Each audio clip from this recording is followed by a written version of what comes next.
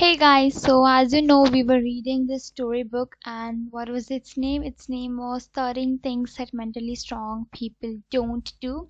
Now, let's wrap up the remaining part in this video. Okay, and we were on the 12th page. Yeah, this is the thing.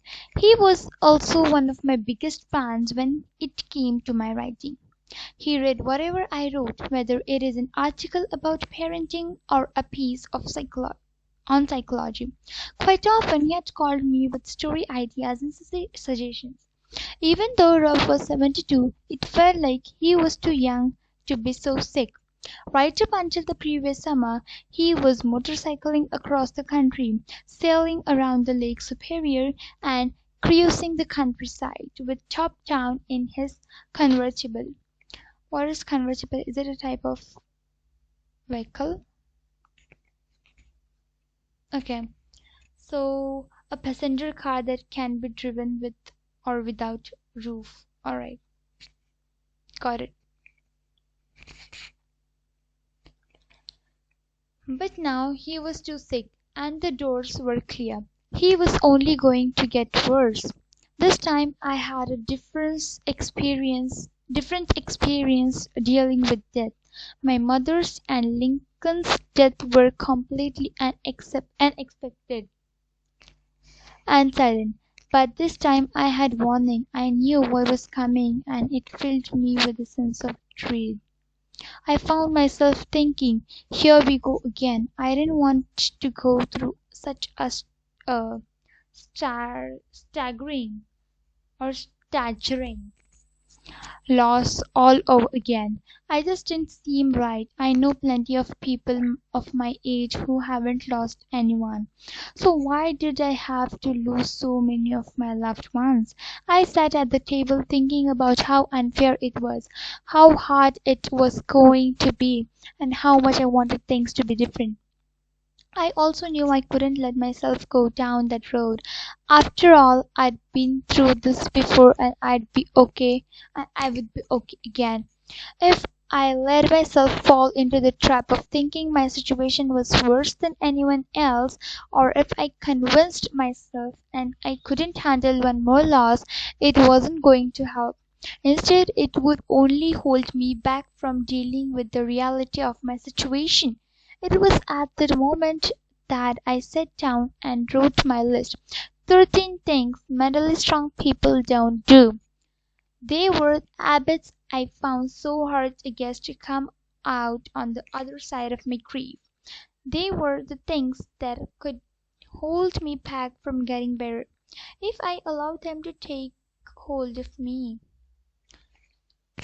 Not surprisingly, there were the same skills. I was going to the clients who entered my therapy office.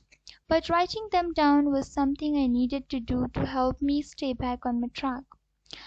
It was a reminder that I could choose to be mentally strong, and I needed to be strong because a few weeks after writing down that list, Rob passed away. Who was his second husband. Psychotherapists are known for helping others build on their strength, doling out tips on how they should act and what they should do to improve themselves.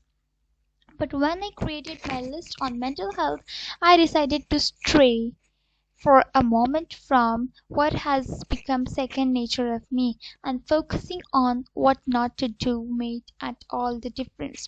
Good habits are important, but it's often our bad habits that prevent us from reaching our full potential. You can have all the good habits in the world, but if you keep doing the bad habits alongside the good ones, you will you're okay, you'll struggle to reach your goals. Think of it this way: you're only as good as your worst habits. Bad habits are like heavy weights that you drag around as you go about your day. They'll slow you down, tire you out, frustrate you. Despite your hard work and talent, you will struggle to reach your full potential when you have got certain basic thoughts, behaviors, and feelings holding you back. Picture a man who chooses to go to gym every day. He works out for almost 2 hours. He keeps a careful record of exercises he performs so he can track his progress. Over the course of 6 months, he isn't noticing much of the change. He feels frustrated that he is not losing weight and gaining muscles. He tells his friends and family that it just doesn't make sense. Why is not looking and feeling better? After all, he rarely ever misses a workout. What he leaves out of the equation is that fact that he enjoys a treat on his drive home from the gym every day. After all that exercise, he feels hungry and tells himself, I've worked hard, I deserve a treat. So each day he eats 1 dozen donuts on his drive home. So look at this thing now. Seems ridiculous, right? But we all are guilty of this kind of behavior. We work hard to do the things that we think will make us better. But if we forget to focus on the things that might be so bad to gain our efforts. So baching means, that are might be lagging our efforts, or we can say जानबूझकर तोड़फोड़ करना, low self esteem. Okay. Avoiding these 13 habits isn't just what will help you through grief, getting rid of them will help you develop mental strength, which is essential to dealing with all life problems, big or small. No matter what your goals are, you'll be able to, you'll be better equipped with reach your full potential when you're feeling mentally strong. So what the lesson that I learned from this particular thing is that if you're doing a certain work and if you're hoping for the result, let's say now as a student, I would say if you're doing study, and if you're doing study for 2-3 hours and you say, okay, now and I have accomplished my goal, now I'll go for playing for 2-3 hours. So you are studying and you are going to play, so it doesn't make sense, right? If you're studying, then you should minimize your playing time,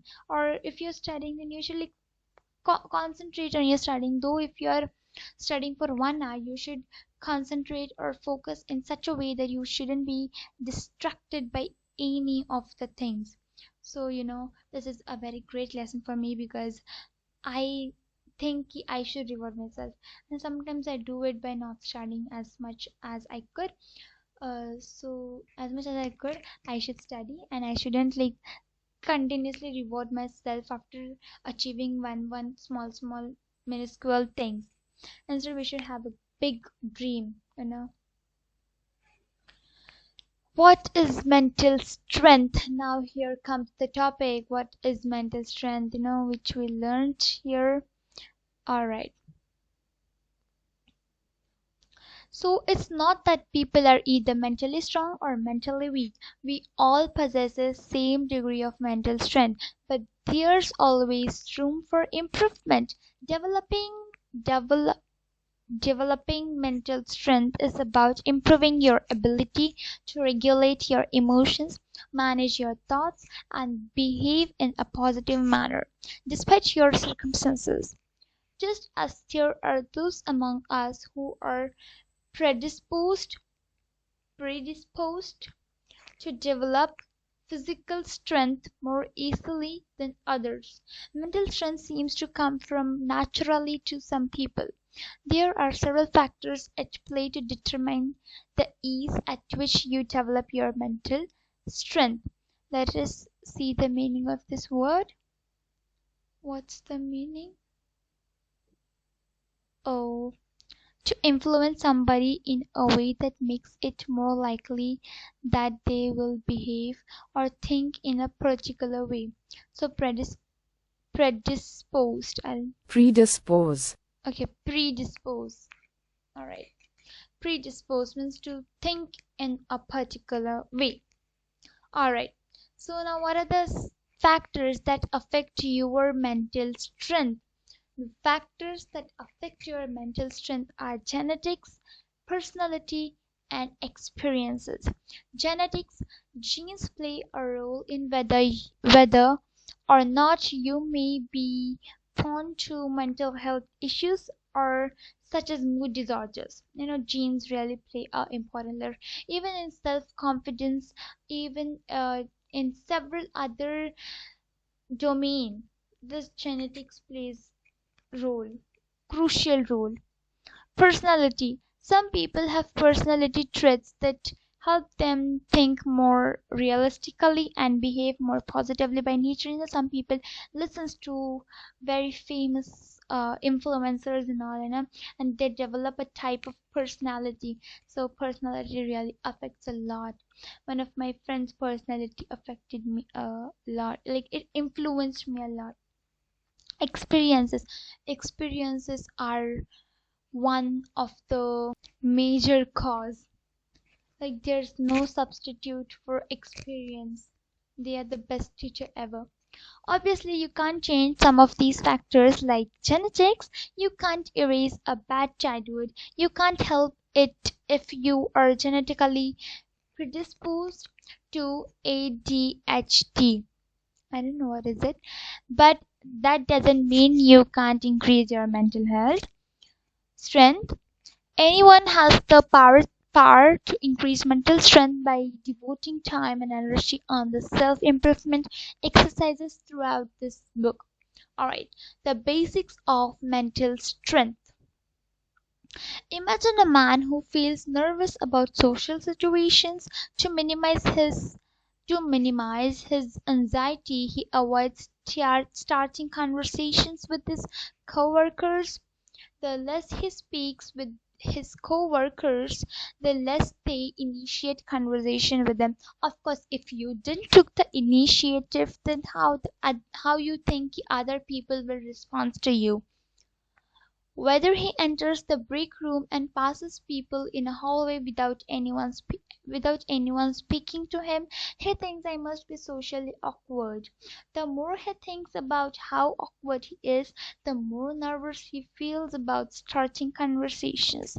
As his anxiety increases, his desire to avoid his coworker also increases. This results in self-perpetuating cycle. What is the meaning of this word? Maybe degrading or what? To cause something to continue for a long time. It means cause it to continue. Alright. So it caused him to continue this, cycle, of course, continuation. So, if you are passing somewhere, if you're in an area where there are so many people, like if you're roaming in a school corridor, let's say, because I have experienced these things. If you're roaming in a school corridor, then I'm having habit to make new friends. Like I can easily talk with any of the stranger. But from the experience of my friend, what I can say is, that person do not take the initiative to speak with other people. That person thinks other people should come and speak with that. But this won't happen, right? If initiative is not taken, then these things will not happen. But if you try to talk with someone, if you try to get interaction with some person, then of course you will get a feedback or a response and a good communication. So it is important. To understand mental strength, you have to learn how your thoughts, behaviors, and feelings are all intertwined, linked, often working together to create a dangerous downward spiral, as in preceding example. This is why developing mental strength requires three-pronged approach. What are the approaches? First, thoughts. Identify irrational thoughts and replacing them with more realistic. Irrational thoughts in the sense you should not think in a negative manner. Instead, you should replace them with some realistic thoughts. Behaviors. Behaving in a positive manner despite the circumstances. Though your life is so miserable, you're going under some mm, miserable circumstances, not doing good, okay, then at the time just neglect it and always behave in a positive manner. Emotions, controlling your emotions so your emotion don't control you. So like we should try to control your emotions. If you didn't control them, then emotions will control you. Controlling your emotions so your emotions don't control you. And this is what happened with me. Like my emotions control me and I can't control them. We hear it all the time: think positive, but optimism alone isn't enough to help you reach your full potential, right? Though if you think, if anyone said think positive, but we try to think positive, but eventually that thought gradually comes in our mind. All right. Choose behavior based on balanced emotions and rational thinking. So you have to choose your behavior. You have to choose a very good behavior based on the balanced emotions. I'm terrified of snakes, yet my fear is completely irrational. I live in Maine. We don't have a single poisonous snake in the wild. I don't see snakes very often, but when I do, my heart leaps into my throat and I am tempted to run as fast as I can in the other direction. Usually, before I run away, I am able to balance my sheer panic with rational thoughts that remind me that there's no logical reason to feel afraid. Once my rational thinking kicks in, I can walk by the snake as long as it's safe distance. I still don't want to pick him up or pet him, but I can continue past him without letting my irrational fear interfere in my day. You know, if you say like you're terrified of snakes, but you're living in an area where there is no snake, you can't see snake any time and all, and you say like my heart leaps and all when I see snakes. But what is the reason for being terrified of snakes? Because if you don't have the snakes in your region, then like it's totally useless, right? We make our best decisions in life when we balance our emotions with rational thinking. Stop and think for a minute about how you behave when you're really angry. So, I like stop now. I'm thinking how I behave when I'm angry. If I'm angry in school, then I just calm down.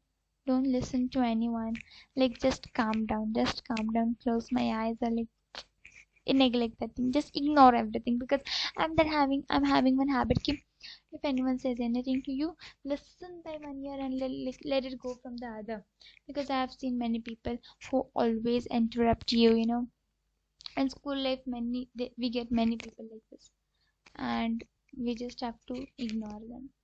And I'm doing that because once I didn't ignore it, I took it on my heart, and it is really depressing.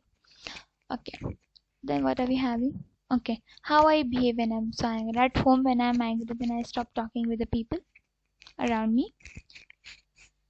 But my mood suddenly changes. Like I do not remain angry for several hours and all. But sometimes, due to some reasons, it's likely that you have said and done something that you regretted later. Yeah, often. When I'm angry, I do something that I need to regret later on. Because you were basing your actions on your emotions, not logic. Alright. Yeah, we don't have logic. The person who is there in front of you, how that person will feel by your actions. So by making choices based on rational thinking alone also doesn't make for good decisions, right? We are human beings, not robots. Our hearts and our heads need to work together to control our bodies. Many of my clients question their ability to control their thoughts, emotions, and behavior. I can't help the way I feel, they say, or I can't get rid of the negative thoughts that run into my mouth, that run throughout my head. And I just can't get motivated to do what I want to accomplish. But with increased mental strength, it's possible. People come to this, like we know this authoress. She is a psychologist, psychotherapist something. So she often comes across the people who ask, they're like only the negative thoughts loop inside my mind. So how to get rid of it? So she said, you just have to increase your mental strength and nothing else, and it is possible. In next video, we will start reading from the truth about mental strength, and that's enough for today. Thanks reading with me. That's all for today. See you next time.